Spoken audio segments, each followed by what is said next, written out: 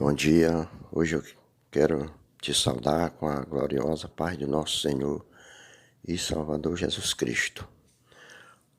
Amigos ouvintes, como nesta manhã está fazendo o ano que Jesus Cristo ressuscitou dos mortos, eu queria ler uma palavra de Deus para que você possa meditar.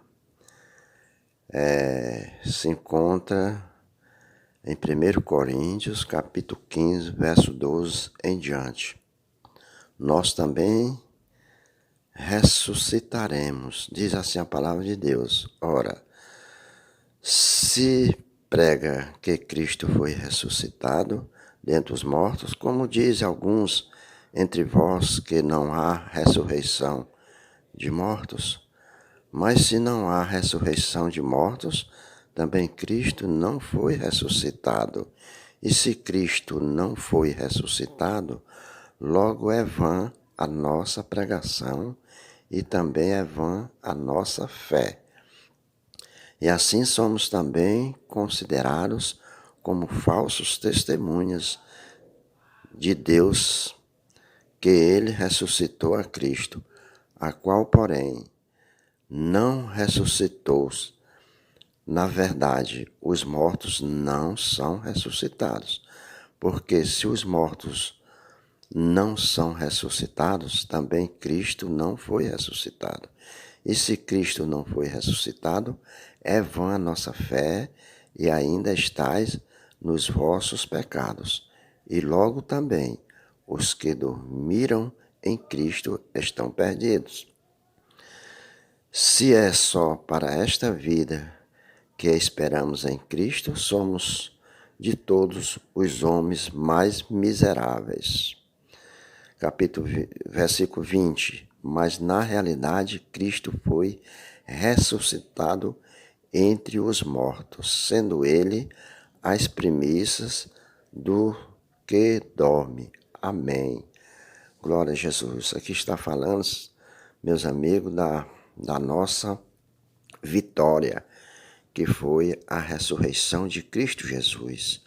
Se Jesus não tivesse ressuscitado, nós estaríamos ainda no nosso delito de pecado. Nós não tínhamos salvação, mas Jesus ressuscitou para que um dia nós também ressuscite. Glória a Jesus. A palavra de Deus diz que todos ressuscitarão, um para a vida eterna e outro para a condenação eterna. Glória a Jesus. Mas eu quero lhe dar um testemunho como eu me converti ao Senhor Jesus de Nazaré. Ora, eu tinha um pequeno comérciozinho e eu ficava esperando ali os clientes. Então tinha uma Bíblia lá na minha casa que era aberta no Salmo 91, as folhas chegam era preta.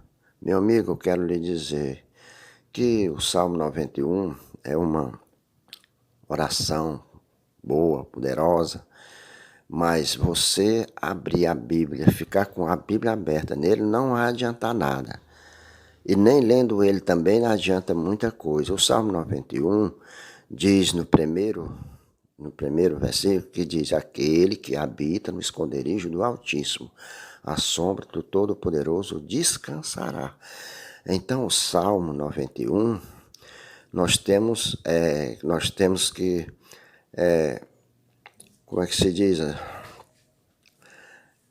Crer no Senhor, habitar nele, aceitando Jesus como único e suficiente Salvador, nós passamos a habitar em Deus. Deus é uma habitação. Deus fez o homem para habitar no homem.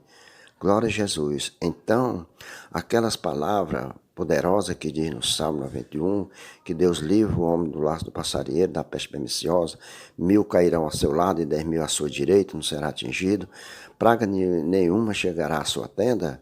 Aquelas palavras, essas palavras são poderosíssimas, mas nós temos, para acontecer isso na nossa vida, nós temos que habitar no esconderijo do Altíssimo, que chama-se Jesus. Não é só a gente ler o Salmo assim, por acaso, todo credo religioso adota o Salmo 91, mas não quer habitar no esconderijo do Altíssimo. E para nós habitar no esconderijo do Altíssimo, nós temos que aceitar Cristo Jesus. E depois que nós aceitamos Cristo Jesus, nós passamos a ser morada de Deus e Deus ser a nossa morada. É isso que o Salmo 91 significa, meus amigos. Então, voltando lá para a Bíblia, eu tinha uma Bíblia aberta, no Salmo 91. Aleluia.